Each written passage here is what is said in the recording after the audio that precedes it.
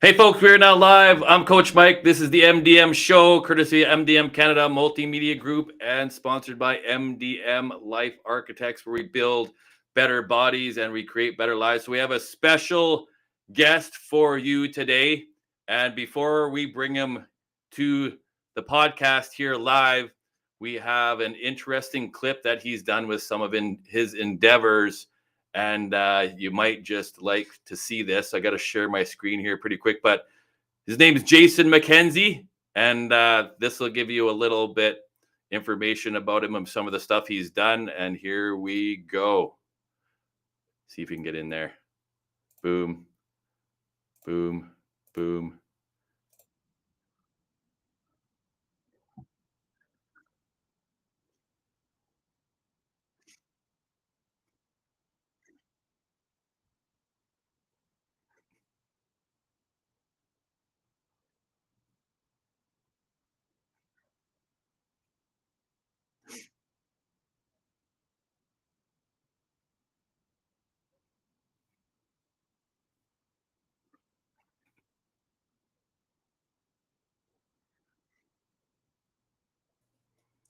So that's a little bit of some of the stuff Jason has done, which is some good stuff. So I'm going to go see if I can find him backstage here right now and see if we can find him.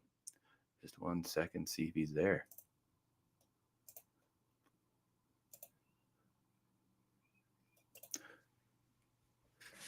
There he is. Hey, how is everybody? Good.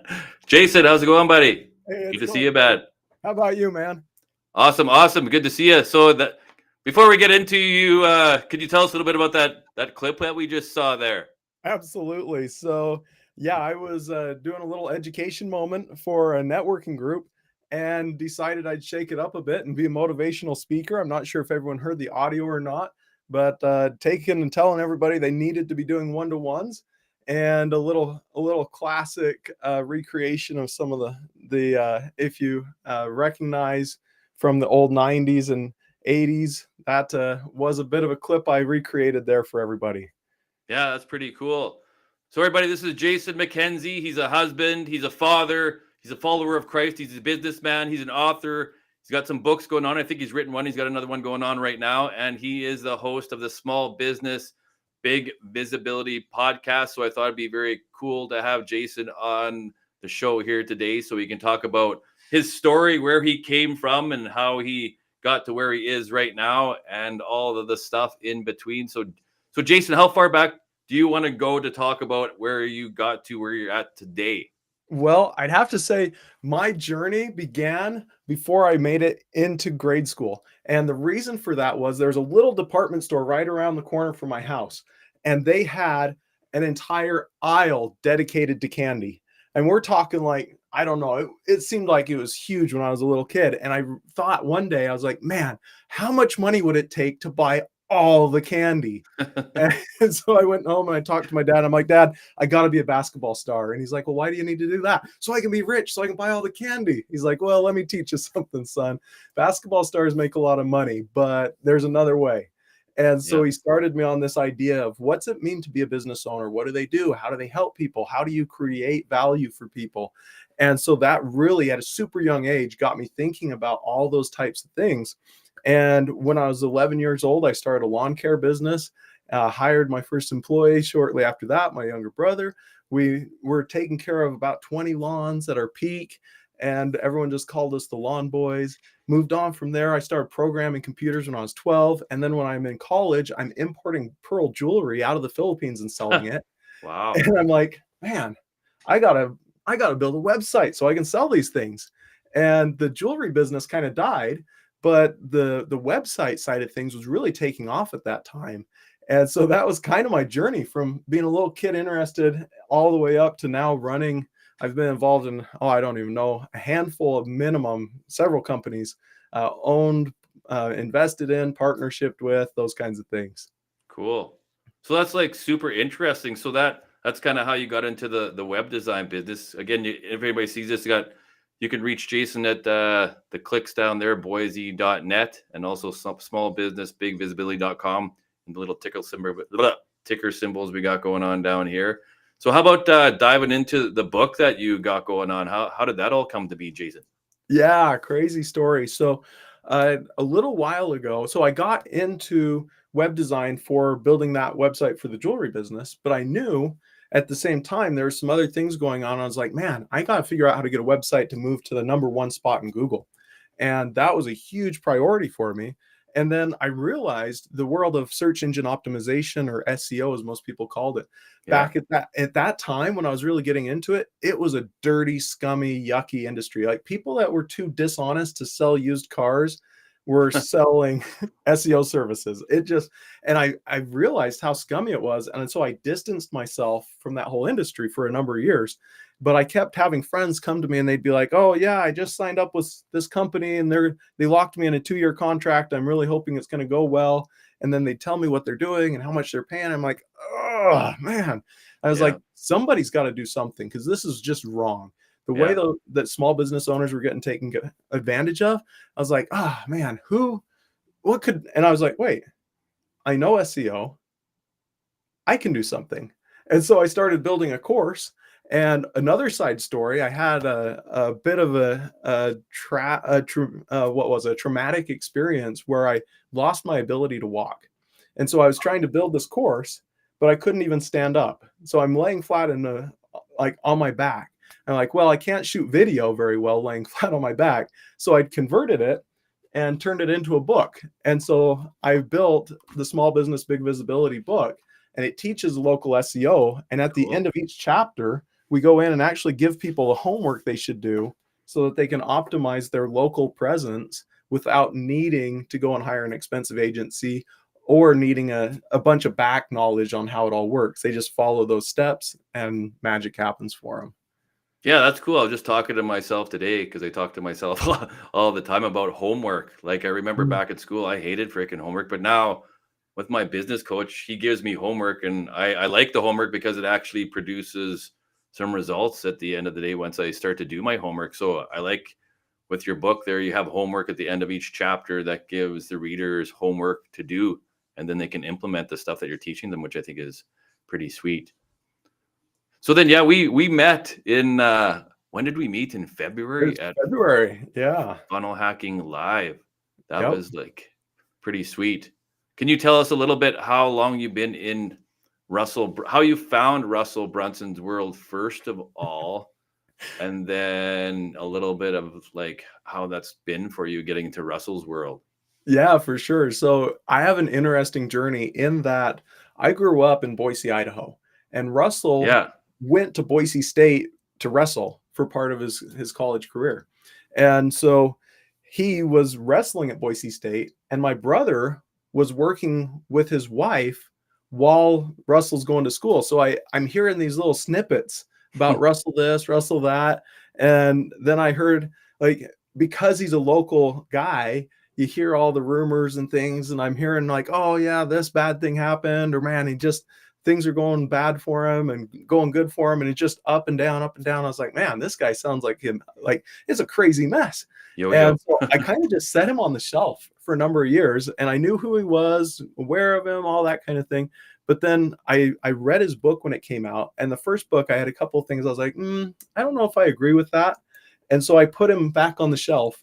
And then he came out with the second edition of his book, and he cleaned up a bunch of the things I kind of had doubts on. I was like, holy cow, where this guy was when he was in college to where he is now at the Yeah. time I was reading the books again, I was like, totally different world. Like, all the things I had concerns with, he resolved, figured out. Now he's an extreme professional that's probably done more and helped more people in that marketing, and especially the online marketing space, than probably pretty much anybody at this point, with the software and programs and education that he's built. Pretty incredible stuff that he's done.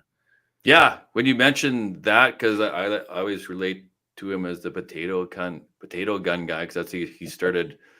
He needed to get some money to for his wife or to buy something somehow, and he needed to get it done, so he started with a potato gun, and then he talks about how you just implement imperfectly, take imperfect action, because a lot of people, and I've done it myself too. It's like everything's got to be perfect, everything's got to be like this, everything's got to be prim and proper, Yeah. and then you never never get anywhere. So just throw it out there and then tweak it as you go. Once you'll get feedback, or it's like, oh, I forgot to do this, or I didn't do this, or I should have done this, or yeah. So that's pretty interesting. And then with all the people that you've interviewed on your small business big visibility podcast, how many people have you?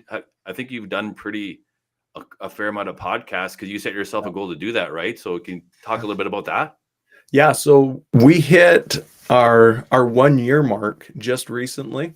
And at the 1 year mark, we released episode 260 of the podcast. So in Sweet. 1 year, generated that many, a number of interviews. I think we're close to around 40 interviews that we did in the year's time. Cool. Yeah. So what would be the like the most, how can I phrase this? The most interesting interview you've done, or the most colorful interview you've done, or the one that you remember the most from some of the stuff that he or she might have dropped while you were doing the interview? Is there You anyone, know, is there one that stands out, I guess, more than anything else? I've had a ton of really fun interviews where people get to just go in and tell their story. I mean, we had a ton of fun on yours. One of the ones that stood out to me, and it's probably uh, one of the most interesting, was I got to interview George Visker. And for anyone who doesn't know who he was an NFL player and had several traumatic brain injuries. And Wow. he was in lawsuit against the NFL and against the insurance company with the NFL for over 20 years, Wow. and was homeless for a while, just like it Wow. ripped and destroyed his life, but he never gave up. And that, like, I don't think I've met anybody that fought as hard as he did, as long as he did, because I think he said he had, I don't want to get it wrong, but I think he said Yeah. he's had brain surgeries, or seven, or it's an absurd number of surgeries, and Wow. most people don't survive more than one. And Yeah. so this guy's a fighter. Yeah, never giving up. That's another good business tip, because I find that some of the people that I've dealt with, and even with myself, it's like I almost figure like, why am I doing this, or why do I have to put in this effort, or why do I have to put in this so much work? Because it's like never giving up, continuously going for whatever dream that you have. That's part of the thing that makes people, in my experience, succeed, because you got to fail. They talk about failing forward. You have to fail and fail, and you have to be okay with failing, rejection and failing, and all those things. And then once you get past that threshold, then you break through, and then there's another set of things, obstacles you have to get into. So, talking about goals and obstacles. So, you had a goal to set a certain amount of episodes in your first year and you hit it. What were the biggest obstacles to the goal that you have set for doing the amount of episodes that you did in that first year? So what roadblocks or obstacles or potholes did you come across? The first ones was just like, is it even worth it? Before I started, I was like, am I just going to waste all my time? Is this just a waste? And Yeah. so all that self-doubt, and I gave myself some time to work through those thoughts, and to accept that, no, I'm truly going to commit to this. I'm not going to halfway commit. Either I'm going to do it or I'm not. And so giving myself enough time to work through that mentally, get myself 100% committed, that was the first obstacle. Second obstacle was figuring out, all right, if I'm going to do this, there's a certain amount of structure I have to know. Like, I have to know how to record, I have to know how some of these things work, how to put the podcast up. So that took a little bit of time to figure out and to learn all that as well. So I gave myself enough like runway room at the start to Mm-hmm. ensure that I wasn't going to fail. And then I knew it was going to be really hard. So I recorded a small stack of episodes before I ever launched to make sure that I had enough of a repository so that when the road bumps came and when the bumps hit me and somebody comes and gives me the jab and the punch, I'm Yeah. recovering from whatever it is, Yeah. it didn't stop me and mess me up on my goal. So I gave myself a little bit of padding before I started too, to make sure I wasn't going to mess up along that way. Yeah, that's important to give yourself a little bit of a break and to kind of know what you're in for before you get in there. And then yeah, because it's, I find in everything I've done, it's like there's always distractions that come up, or these people need this, or this happens with technology, or something happens in your life, that all these, anytime I've set a goal or other people have dealt with have set a goal, then that's when all the competition and all the distractions, and then you have to like alleviate all those different distractions and continue to focus on the goal. Oh you've yeah, set for yourself absolutely. for sure. So books, you got the podcast going on, you got the web design companies got going on. So out of all these things that you have going on, what is your favorite one? Or is it the book that you like writing the books, or do you like doing the podcast, or do you like the web design, or which one is Oh yeah. like nearest and dearest to your heart, or are they all kind of the same, or are they kind of all mixed together? Which is So, the most fun? so if I'll they're yeah. tell the most exciting thing for me is within my web design journey, I went from building a lot of complicated sites that only would allow me to work on them, and the customers only trusted me to work on them. And so I built myself this amazing business, I thought, but that Hmm. business was such that it was really, instead of a business, it was a cage that owned me. And so Yeah. I built a terrible business. It was horrible. And when I came to terms with that, I wanted to go on a vacation, and I had a couple of employees at the time, and one of my customers said, "You can't. What if something goes wrong?" I said, "Well, I have employees." And they said, "We need you." And I thought, that's not going to work. And so I took some time to rebuild the entire company and to figure out how businesses can run without the owner, without the founder. And it took me a bit of time to really go through and learn and re-educate myself and become an expert in that space. But that's been the most exciting thing for me, is to be able to build a business that can keep running when I'm not there. I have a great team, I have processes, I have systems in place, we have tools, we have software, all these different things that come together to build that. And that really leads me to what excites me now, is sharing that with other people. And that's actually where my second book comes in, because I have a good buddy that recently sold all three of his businesses, and he hadn't needed to go into work for a long time. Like, he's just kicking around like, oh man, what do I want to do today? I don't know. And he just did what he wanted to, because he Hmm. had done that same thing with three separate companies, sold them all off. We're now co-authoring this book, and it goes through for anybody who got where I was, or is maybe heading in that direction where they're like, oh, I've built the business wrong, or I don't know how to build it the right way. We're Yeah. literally giving them step-by-step instructions of, first you have to do this, then you move to this next step, and move here and move here. And before you know it, you've transformed from where you were to having that time and money freedom that business owners are often looking for. Yeah, that's cool. And you talk about time freedom, and at the beginning of the show here, I introduced you as you're a husband and a father. So time, you have 24 hours in a day. How do you balance the time with your family and your spouse and your extracurricular activities? How do you go about doing that? Well, yeah, I've got several siblings. If anybody sees my Facebook page, my parents had 8 kids and then adopted 9 more. So Wow. I'm one of 17 kids, and so big family at that level. I only have 6 kids, so I feel like I have a small family after that. But everybody hears 6 kids and they're like, "Holy cow!" But Yeah. the important thing from my perspective is to be intentional, because everyone only has 24 hours a day. Hmm. And if we spend a ton of time wasting it, we never accomplish what we truly want to.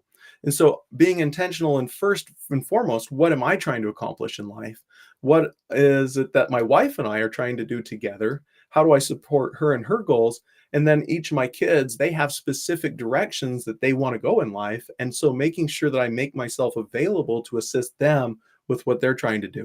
And so really it's a matter of understanding the big vision, maybe not every detail, but that big vision, and then taking intentional steps to move towards that big vision. That's the secret that I've found that really makes a big difference. And then celebrating when we accomplish one of those goals that we set along that way. Yeah, cool. So you mentioned goals, you mentioned steps. Do you write these down every week or every month, or do you even write them down, like your specific goal and the action steps that are associated with that goal, or do you just know it kind of intuitively or in your mind what that goal is, or what you need to do each day to kind of get yourself towards that goal? Yeah, so I am a proponent of both. You have to write it down, and you have to keep it in your mind. Yeah. So we have our kids writing down what they want to accomplish in any given time frame. And so over the summer, they all wrote down what they were hoping to do or accomplish or create or build. And same with us. And over on my wall, you can't see it over here, but I have a sheet of paper that has a goal and the date I set the goal and the date I accomplished the goal. And so I Yeah. can keep track of each one of these major milestones that I'm trying to accomplish in my life. And I've just filled up one sheet here. And so I'm going to move to the next sheet of new goals of what I'm trying to do and accomplish and become in my life. So writing it down is critical, but then also keeping it, like you say, fresh in your mind so that Yeah. you know this is where I'm going, because then you can set little action items and pick a couple of action items and then relentlessly chase those until they're done. And then you move to your next priority and your next priority and your next priority each day. And you mentioned big vision, like the big vision. So I know it's important to set goals. Tony Robbins talks about it. Russell talks about it. Dean Graziosi talks about it. Everyone talks about setting goals and action plans. But once you've accomplished your goals, you have to hurry up and set a whole bunch of extra goals on top of those ones with the deadlines and new action plans, because then I find I've gotten and I can't even remember sometimes where I'm at or what I'm doing, because I've achieved all the goals I've set. So it's like, okay, then I've become complacent. I'm like, okay, I have to kind of I have to keep leveling up, or it's like, because okay, I've done everything now. I have to keep going. Do you find like that you kind of become complacent sometimes? Or you just keep going, or do you have these goals already preset in your mind? Once these are done, you got these to do, and then you just keep climbing. Yeah, so I think that that's an amazing question. And when I set goals, there's very hard and fast goals that of what I'm going to accomplish, given a time frame or given a certain amount of work.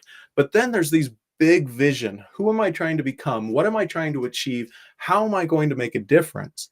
And so every person should have these directional type goals that aren't necessarily something that you're going to achieve in a short period of time. And I think Yeah. Elon Musk did a good job of illustrating that. Love him or hate him, wherever you're at, I don't care on that. But what he's done is he said, I'm going to put people on Mars. Yeah. Like, that's my goal. He's not going to wake up and accomplish that very quickly. And No, there's a no. lot of twisting this way and that way and this way and that way, trying to figure out. And so he has all these short-term goals. He has that big vision that's going to Hmm. take him a lifetime, and he's going to chase and push that. But each one of us can do that same sort of thing. What's my big vision for life? What's my big vision for family? What's my big vision for whatever, that relationship, your business? And then what are a number of steps you can take? And then once you're starting to accomplish those steps, it is critical, like you say, to go in and reevaluate and say, what's the next set of steps that move me towards that big vision? Yeah, and then once you start taking those steps and you have those goals, because sometimes people have to have, they don't have to, but I find the mindset of they think it's impossible. Like if you're the Wright brothers, when they started to build these planes and the planes didn't, people think you're nuts. People think you're crazy. People think you're like totally out to lunch. So you have to have like a pretty good brain going on up here to say, no, this is going to happen. Then this is what we're going to do. Cause everyone's going to say, no, no, you're not. You're nuts. You're crazy. You need to go to the loony bin. With you, like this doesn't exist right now. So people that have a vision, like you say, you have a vision of where you want your life to go. How difficult is it to take all that like negative energy on sometimes for people saying that you can't do that, or that's impossible? There, why would you even think about doing that? Why don't you become a little bit more realistic? Yeah. And I think that so many people face that problem when they start out on this kind of a journey. But the reason for that is the people that they've surrounded themselves with are a picture of who they were prior to setting those goals. And as soon as you start to change, they look at you, and they don't do this necessarily at a conscious level, but they're looking at you and they're saying, you're not the same person anymore. Are we going to still be able to hang out on the weekends? Are we still Yeah, going to get together and do those things that we used to do? And you're like, well, I have this vision. And they're like, forget the vision. Come be who you used to be. And we have to yeah. make this decision of, am I going to go back to that person I've been? Or am I going to accept the moment that that I have this journey to take, and I want to Hmm. be on this journey? And when people say, burn the ships, I'm going to go on my new journey, sometimes some of those friendships get a little strained, and you have people saying things to you like that. And Hmm. it's usually the friends that hurt the most, because if you don't know somebody and they're saying crazy stuff about you, like, most people don't care that much. And if you do care, probably you don't have enough belief in yourself. And so you're looking out to other people to get that validation that you are of value. So I'd say one of the first goals you should have is to figure out how to believe in yourself more, so that you don't need to hear the voices of people you don't know validating you. But if you can burn the ships, some of those old friendships, they're going to not, you don't have to lose the friends, but they're going to kind of move a little bit further from you in distance. But you're going to get new friends that match that new person that you're becoming as you go on that journey. So you're going to gain a whole new group of friends that are going to encourage you and push you along. And Mhm. that's the excitingness. So many people focus on what they're losing and forget to focus on what they're gaining. Yeah, that's like amazing stuff right there, Jason. That's like so good. So you even said you have to become a new person and creating a new identity to be able to do the things that you need to do going forward. And you can lose some people along the way, and they might not be in your vision or in your long-term plan, even though they've been friends with you for 5, 10, 15, 30 years. They're still doing the same things that aren't moving them forward, even though you'd like to take them with you, and they'll Yeah. still always be friends. But then you're going to put yourself into a new environment and a new peer group of, you have to level yourself up in order to get there. And I think, and you said you have to believe in yourself. How do you go about believing in yourself when you can't really see the vision of what you want to have, or you're not that person yet, or to believe that this is actually possible for somebody? How do you go about believing in yourself when you're not quite there yet? That is an amazing question. And it's not something that happens immediately. You don't wake up, doubt, like go to bed doubting and wake up the next morning and be like, yes, I'm there. It Yeah. doesn't happen like that. It's these little teeny things. And so, to me, one of the best ways you can do this is you set that vision and you may doubt it. And the reason you doubt it is you know who you are today can't accomplish that. And you Hmm. have to be able to accept that and say, it's okay. I know I can't do that today. But when you put that little word on the end, today, you're now giving yourself room that you could maybe accomplish it in the future. So that's one of the tricks. The next trick is if you set for yourself some really small goals up front. We're talking about, like, maybe you want to have a goal that you're going to be, I don't know, a rock star. And your first goal is to go buy a guitar, right? Rockstar, There yeah. we go. And so you go buy a guitar and you're like, yes, I accomplished my first goal. I'm not like, and you start Yeah, accepting that you're making progress. The second thing you momentum. really have to do is accept that you're not going to be perfect. I saw, I wish I knew who said it. I saw it the other day. They said, quit telling me I'm lucky because I failed more times than you tried. Yeah, yeah. And that is the definition of success. I loved it. Tony Robbins says that you have a goal and you go for the goal, and when it doesn't work, whatever you try, it doesn't work, you change your approach. And you change your Hmm. approach. You change your Hmm. approach. You change your approach. You just keep going and going and going and going. Thomas Edison is the famous story, whether it's true or not, who knows? But he tried over 1,000 times, is the story, to Yeah. create the light bulb. And he didn't give up. And eventually he got there. And that's the same thing. We have to accept that who we are we can't do it today, but today gives us the qualifier that maybe in the future we can. And we have to take those small steps, and we have to give ourselves grace that we know we're going to mess up. And that's, messing up is a critical and important and requirement to Yeah. be able to succeed in the future. And you mentioned, yeah, the never giving up, and Tony Robbins says just change your approach. And you have to, because not everybody can do this. You have to have that burning desire in your mind and in your belly and in your heart that I'm doing this no matter what and how long it takes. And a lot of people don't have that burning desire. They're just kind of like, yeah, if I try once or twice and it doesn't work. Napoleon Hill in his Think and Grow Rich books, is the number one things is you have to have a burning desire in the depths of your being that you're going to do this. You don't know how long it's going to take, but you know that the actions that you need to take. But again, you don't know how long it's going to take, but you know the actions. But then eventually, it happens over when you least expect it. So never quitting, never giving up, and to have the long-term vision of what it is that you want, and then kind of maneuvering with all the different lifestyle changes you need to make. You have to become a new person. You have to take risks. You have to drop some of the old behaviors, the old habits, the old self, and then put yourself in a new environment, which is it's all uncertain. You don't have any idea what's going to happen. And Yeah. then it's like, is this ever going to really happen? And you have to keep going and keep going and keep going.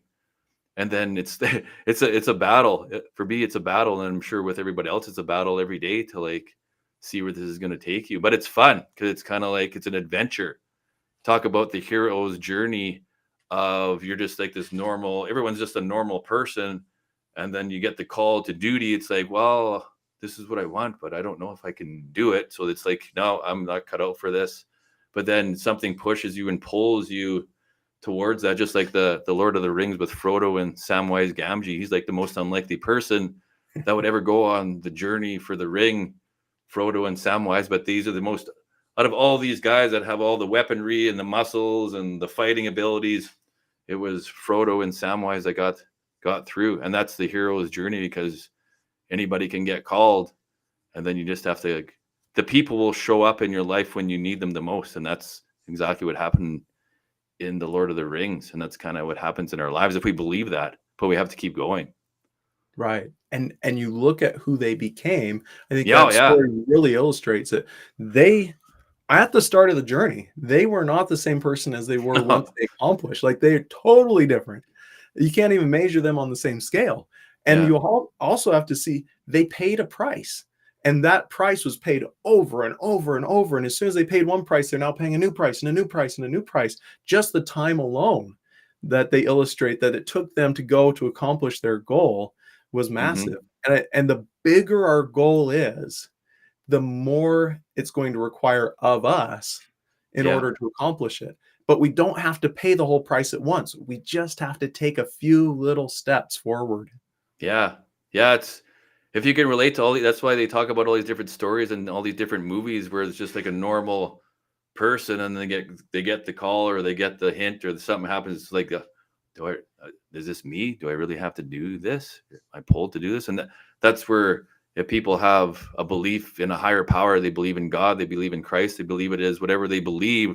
That's the higher calling that I believe every human being on the planet has, that calling. But it's a matter of whether we're going to, like, actually heed the voice and take action on the calling. Because it's like, I want to be that person, but I don't want to be that. And that's where the the fear takes over sometimes. And Russell, uses the elephant and the couple monkeys and the lizard about the fears that hold everybody back and the ghosts that hold everybody back. It's like, I'm afraid of success and I'm afraid of failure. So I think I'll just sit here and kind of watch what everybody's doing. And that's a whole, that's such an interesting concept, because so many people are full of fear. Yeah. And the other thing to recognize is fear is normal. It's baked into our brains, hardwired in.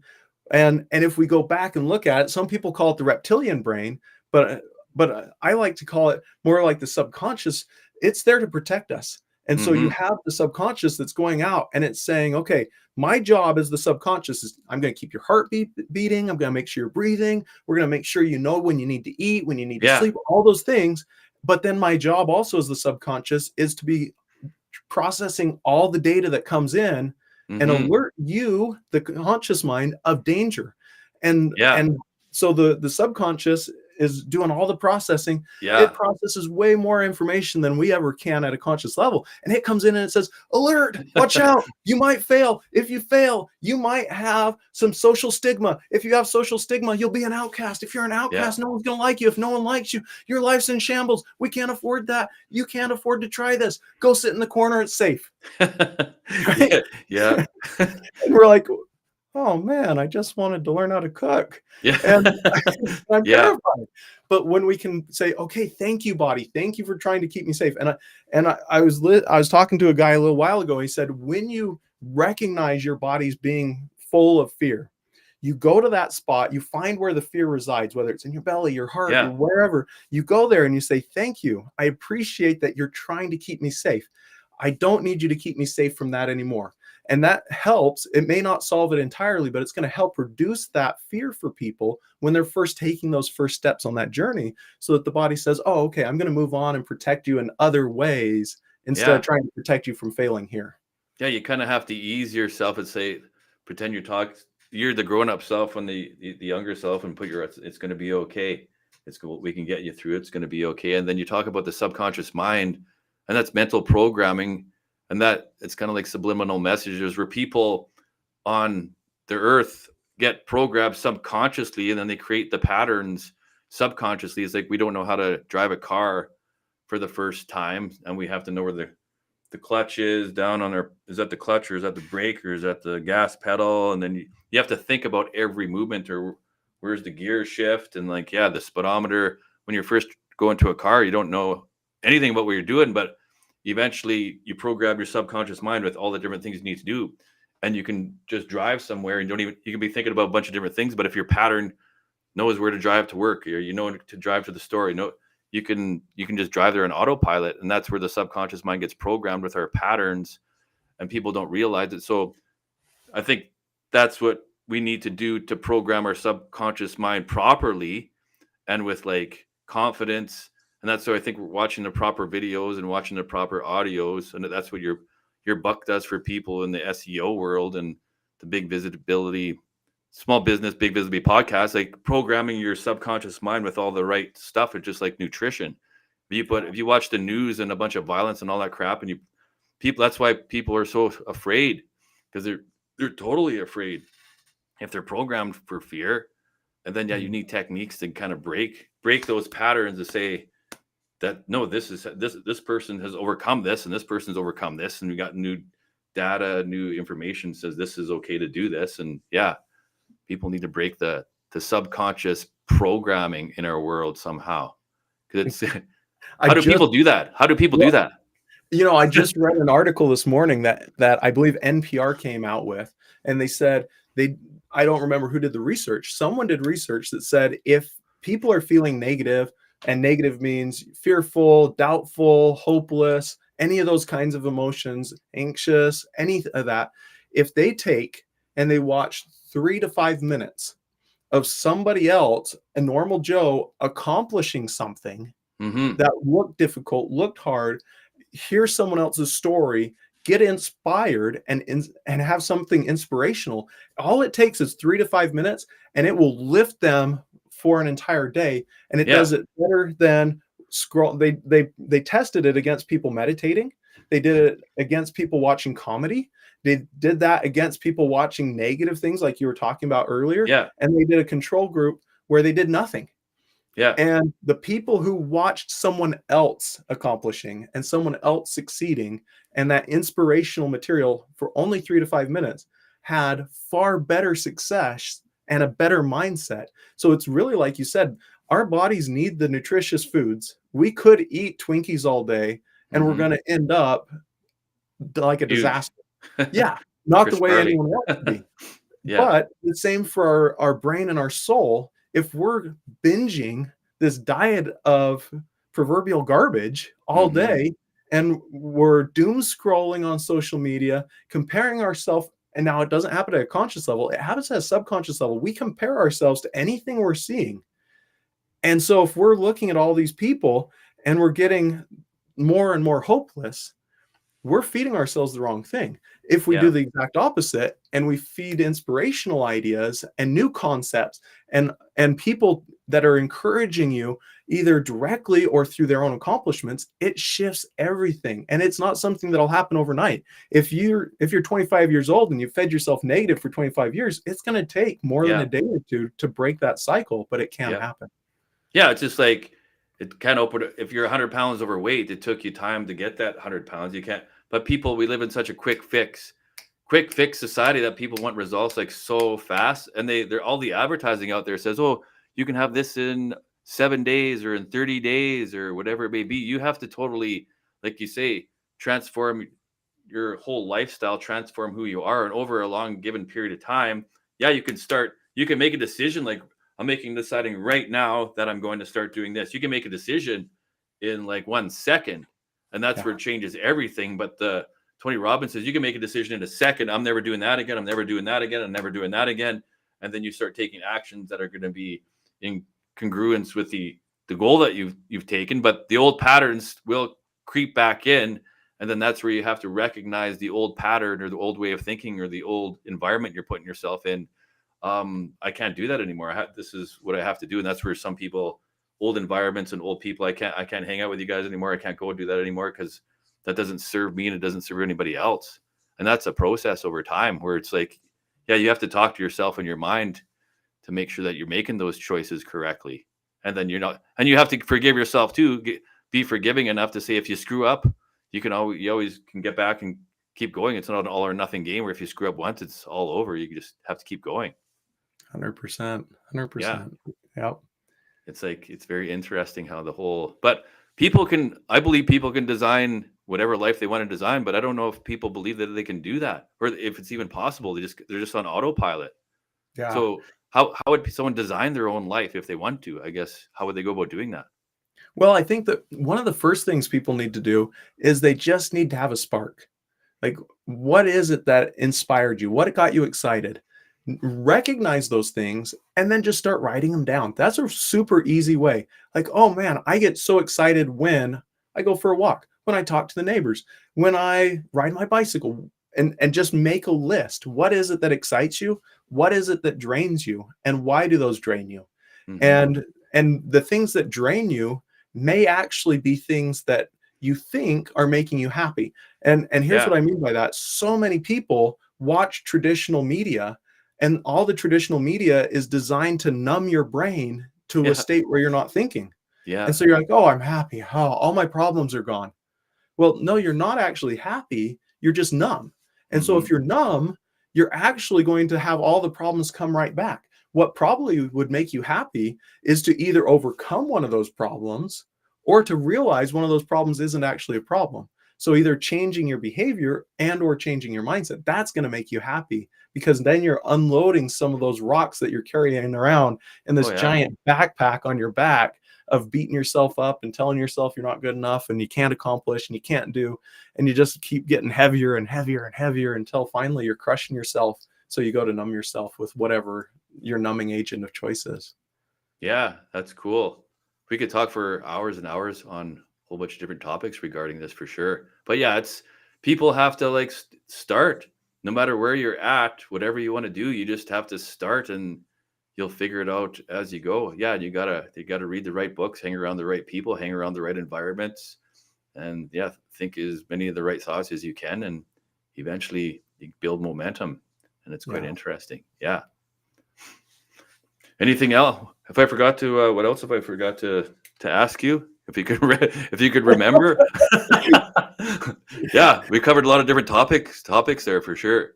Yeah, we've been all over the place. One of the things that kind of inspired me, and going back to my podcast really quick, was my goal for the podcast. It's not actually about SEO. I named it the same thing as my book just because I love that concept that you could have a small business, but you Yeah, can still have this big visibility. yeah, And the visibility may be from a search engine optimization perspective that other people see you. But then on the flip side, your big visibility might be within your own brain, and it might be that this podcast has given you this big vision of what you're mm-hmm. hoping to accomplish. And so the big visibility is actually on the podcast side. Our entire goal is to give people little nuggets each day so that they think a little bit differently. Yeah, And like, we're podcasting Monday through Friday. Most of them are short episodes just for that purpose, because I was in a place not that many years ago where I honestly believed if I got into a business, it was going to be worse off. I had that bad of a mindset. And I told a good buddy of mine, I was like, man, I think I might be cursed. And yeah. I was dead serious. I was like, if I'm getting involved, it's going to start having problems. I'd had a couple of times Wow. I got involved in businesses. It, like, there was nothing that I did. Like, there wasn't a Jason stepped in and it went bad because of Jason. It just was, it went bad and I was present. And it happened a few times. And I thought, am I cursed? Am I like, something's wrong with me? And so I Yeah. really had this negative mindset where I believed I couldn't and I believed I can't. And I thought, whoa, what am I doing to myself? This belief that I couldn't and that I can't. Mm-hmm. I literally was putting myself in a box and saying, I'm not safe to step outside the boundaries I'm in right now. I can't change. I can't do. I can't accomplish. And so that idea was, if I've done that to myself, and I at the time had what most people would be pretty envious of as far as a business goes. Mm-hmm. And if I'm putting myself in that box, how many other people are doing Mm-hmm. that same thing? And so it became almost a mission for me to lift other people up and help other people to recognize that they're the best thing they can do is shift their perspective and shift their actions. And so that's where a lot of that podcast came from. That's where this idea for the new book came from. Like, how can I go out? And my goal is, it has been, in the past, I want to help 100,000 small business owners elevate the way they live so that they can have a bigger impact on the world. And I thought, why only 100,000? I'm going to help 1,000,000. So my new goal is, how can I go out and help 1,000,000 business owners have a better life? Because if I help 1,000,000, the impact, the ripple effect out into the world will be astronomical because of the good they can do, because they are now freed to go out and accomplish their dreams instead of being chained to their own mind and the limitations that they had either in their mind or the way they built their business. Yeah, exactly. I just got the visual of that when Russell Brunson was, I think he was doing one of his funnel hacking lives where he puts, and they used to do it with candles, but not as much anymore, but they do it with the lights of the cell phones. If you're one light, and then once you touch another person, then they turn on their light. And then once you touch another person, so one spark or one light turns into like 1,000,000 lights. And that's just what you just said. Your podcast, you're the one light, and then you touch another light, and that touches another light. And that's how you spread all the goodness across the whole entire planet, and just getting people to believe that they are the light, and then everybody just shares their light. And that's how a mass movement kind of spreads across the whole entire earth, starting with the mindset of the people that you can do it, you can live your dreams, you can do this, but people think but then you just can't, you have to program this the way it's supposed to be. So yeah, coming to the end here, if you were to give everybody one golden nugget or one word of wisdom or one thing that you would say that is the most important thing to success in life and business and all the stuff that goes along with it, what would that one thing be that if you were to tell somebody today? Oh man. One summary would be, I would say, before you doubt your dreams, doubt your doubts. Wow. Interesting. Yeah. Cool. Before you doubt your dreams, doubt your doubts. Yeah, because so many That's powerful. Yeah. Yeah, they look and they're like, oh, I could never do that. You're right. You just told yourself you can't, you're not going to accomplish it. But if you said, you doubt that doubt, Mm-hmm. and my doubt is I can't do it. So now I'm doubting that. So now I'm believing again. Yeah. Yeah. And you just totally shifted and moved into a new paradigm where you can and you will. And when you can and you will, you'll find a way. Wow. Wow. Yeah, exactly. That's like powerful, powerful, powerful. Getting people to believe that they can and they will, and then taking the action steps. Cool. So we're going to go. So how can people get a hold of you, Jason? I'm going to put the little ticker on here. If people want to get a hold of you, it's Jason McKenzie. If they want to get a hold of me, they can go on Facebook, Instagram, YouTube. So on Facebook, Real Jason McKenzie, Instagram, Real Jason McKenzie. Also, I've got boiseweb.net if they're interested in web design services. We help people with web design and hosting all the time. Smallbusinessbigvisibility.com. Also, on YouTube is Small Business Big Visibility. We've got a ton of great content on there. And if you want to shoot me a message, please do. You can find you can contact me through any of those platforms, and happy to help people however they need it. Cool. So you're on Facebook under Jason McKenzie. You're on LinkedIn. You're on YouTube. You're all over the place. You got your website, www.boiseweb.net. And you can go to smallbusinessbigvisibility.com to get you there too. And they can just send you a DM. They can comment or like, and then they can get a hold of you, have a conversation, and see how you can go about putting them into the correct direction for whatever they need help with. Cool. Yeah, and the podcast is available everywhere. Spotify, Amazon, anywhere that there's podcasts. Pandora, on, Apple, it's there. Yeah, it's awesome. Well, thank you very much, Jason. I appreciate your time. I think we went a little bit longer than we can talk for another couple hours, but maybe. Because you can venture off into so many different directions once you're talking about on one topic, because there's so many things to it, but it is pretty simple once you get going with it, for sure. I love this stuff. Well, thank you, man. I really appreciate you letting me come on your show. Yeah, Thank you very much, sir. And we'll see you next time. Again, if you guys want to get a hold of Jason, it's awesome. Small business, bigvisibility.com. He'll put you on the podcast, ask you a bunch of questions, help with you with your business, getting your big visibility. And if you need some help with web design and all that kind of good technology stuff, Jason's your guy. And he even sounds like he knows business coaching and mental coaching and all that stuff as well. So he can help you with all that other fun stuff as well. So yeah, he's definitely somebody you want to hook up with. Again, he's on the social media platforms, Facebook, YouTube, wherever he is. Jason McKenzie, thank you very much, sir. And we'll talk soon. Thanks. See you, man.